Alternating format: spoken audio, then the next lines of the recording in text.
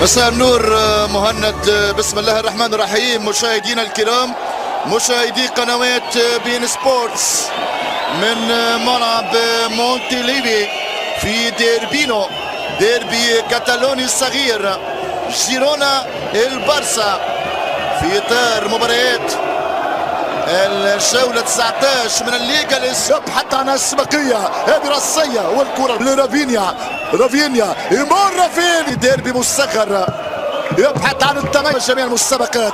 كرة منطقة جيرونا امام فريق يطمح في العقل، الكنترول مقصية لكن بعيدة.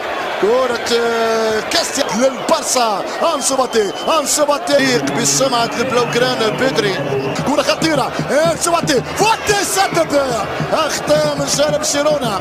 كرة لبرشلونة، التسديد لكن بيدري، كرة سهلة، كرة بيدري وتلقى اندار. انسو باتي دون ذلك لم يتمكن برشلونة من خلق الفرص، فيما هناك تدخل من كاس لالونسو حاول. رافينيا يرفع كرة ضغط من رومان. شوف الإعادة هذه اللقطة في لمس الحكم لعب بأساء أيام البولكا. بيدري في بينية، تبقى خطيرة على الطاير. كرة ترجع من جديد الآن بتدخل قوي. فاتي جوردي عردايا، 1-0 بيدري في المئوية مع البارسا، واخيرا يسجل البارسا، واخيرا يصل لمرمى جيرونا. 1-0 برشلونة يتقدم. ما اروع البارسا، ما اروع الكتالوني، بابداع يسجل بيدري للبلوغرانا. تقدم البارسا، كرة مرت بين 4 لاعبين لتنتهي في المرمى. يا لجمال البارسا، يا لروعة الكتالوني، يا لشخص. السلام عليكم ورحمة الله أصدقائي مشاهدي ومشتركي قناة رياق رياضي.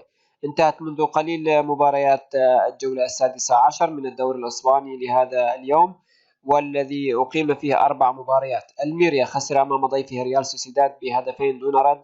رايو فايكانو أيضا خسر أمام ضيفه ريال بيتيس بهدفين لهدف. إشبيليا فاز على ختافي بهدفين لهدف.